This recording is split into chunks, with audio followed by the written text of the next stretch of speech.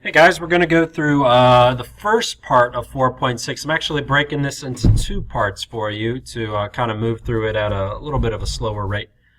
So this first thing here, a relation, is a pairing of numbers in one set called the domain with numbers in another set called the range. You'll make sure that you copy this down. It says a relation is often represented as a set of ordered pairs. The domain is the set of all x values, and the range is the set of all y values. This is kind of the gist of what we're talking about today. So this is a really, really important thing that you want to make sure that you have it copied down. The way that I've always remembered this is that in an ordered pair, x, y is alphabetical. And if I think of domain and range, and I were to order those two words alphabetically, D comes before R, so D's first, it's X, R second, so it's Y. So its alphabetical order is one way to help remember the difference between the domain and range and which is which. All right, so let's jump into our funny moment of the day. All right, teenage girls can't do this. Those of you that don't watch Jeopardy, first of all, why not? And then second of all, the way this works is you get the answer, so you have to come up with a question. All right, so this is the answer to a question, and the question clearly would be, if teenage girls can't do this, what is even? I'll let you think about that one for a minute. Identifying functions using mapping diagrams says identify the domain and range of each relation, represent the relation with a mapping diagram. Is the relation a function? So when you do this, what you do is you are writing out the domain. You could abbreviate domain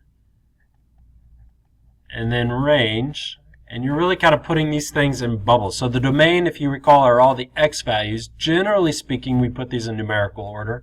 So I'll have -2, 0, 4, and then 5. The range values are all the y values. So I have a 0.5, and then I would have 2.5, and then I would have 6.5, and then I get this 2.5 again, but I don't write it again because I already have it represented. And again, to make a mapping diagram, I don't know why my marker's not coloring in. There we go. You just kind of put a bubble over those. All right, so there's the bubbles. And then to map it, the next thing that you do is you draw arrows from the domain to its matched range. So -2 went with this, and 0 went with 2.5, 4 went with 6.5, and then 5 also went with 2.5. So then the question is this a function? Well, this first one is going to be a function, and the reason you know is that because every range has every domain has exactly one range with it. All right, if I go back and I look at this definition real quick, let's get out of here. Excuse me, Alex. Pairing of numbers in one set called the domain with another called the range. The definition of a function, which I don't have up here, this must have been on another slide. The definition of a function is when exactly one domain has one range. In other words, none of the domain values repeat. Range values can repeat, domain values can't. So how many ranges does this domain have with it? 1. How many ranges does this have? 1. How many ranges does this have? 1. How many does this have? Just 1. If at any time you map and you have multiple arrows coming from one thing, then that is not a function. But because this only has one arrow coming from each of the domain values, we'd say, yes, this one is a function. Let's go ahead and map this one out. So I have 6, 4, 6, and 5. So my domain values are going to be, remember, generally write these in numerical order. So 4, and then I see a 5, and then I see a 6. That covers all those. And then my range values are going to be, I see a 3, and a 4, and then a 5, and then an 8. And the next thing is draw the bubble over it, which really isn't super necessary, but I don't know, you just see it like that oftentimes. Draw arrows. Okay, so the 6 goes to this 5, the 4 goes to the 3, the 6 goes to the 4, and the 5 goes to the 8. So I want to focus right here on this 6. It has 2 arrows coming from it. So because of that, this domain has 2 ranges. That means no, this one is not a function. The first one is, second one is no.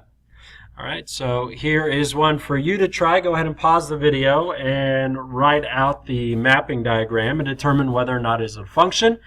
The answer will be up in 3, 2, 1. All right, here's the mapping diagram for the first one. That's a no because of this 4.2. Here's the mapping diagram for the second one, and that one is yes. That is a function. Moving on, it says if any vertical line, pause and write this down, if any vertical line passes through more than one point of the graph, then for some domain value, there is more than one range value.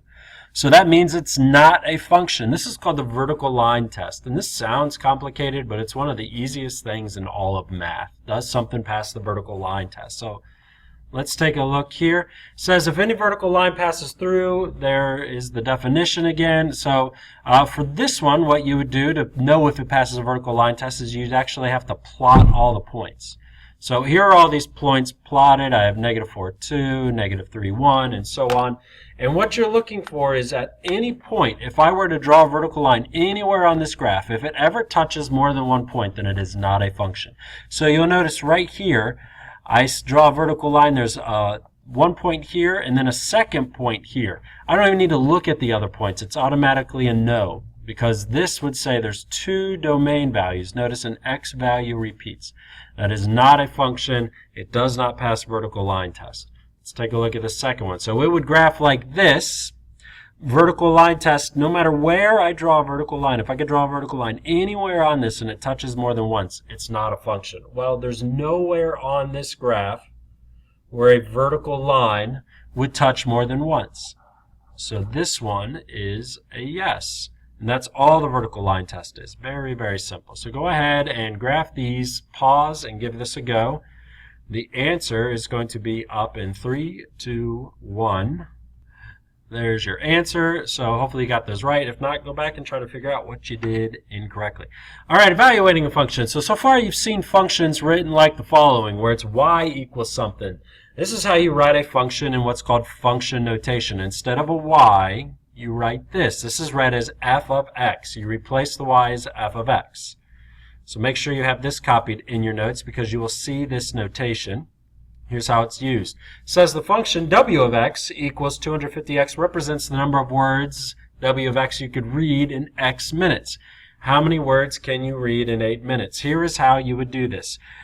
The 8 is going to replace the x. So you'd write w of 8 equals 250 times 8. You replace all the x's with 8. Now again, remember that this substitutes in for y. So that's going to stay the same, and I have w of 8 equals, and then I multiply 250 by 8, which is 2,000. The reason this is handy is because if you were to say y equals 2,000, you'd say, well, when does y equal 2,000? With this, you can know what is the x value when y equals 2,000. With this, you know the x value is 8. When the x value is 8, y equals 2,000. So in my opinion, the function notation is a lot more handy than just writing y equals. It gives you more information than the other way. Again, this isn't difficult. It's just a way of looking at things. So make sure you have that copied down. Pause, and here's one for you to try. 3, 2, 1. And there's your answer. And I think that's it for today. So I know that's only the first part of section 6. We'll break down the next part in our next video. I will see you in class.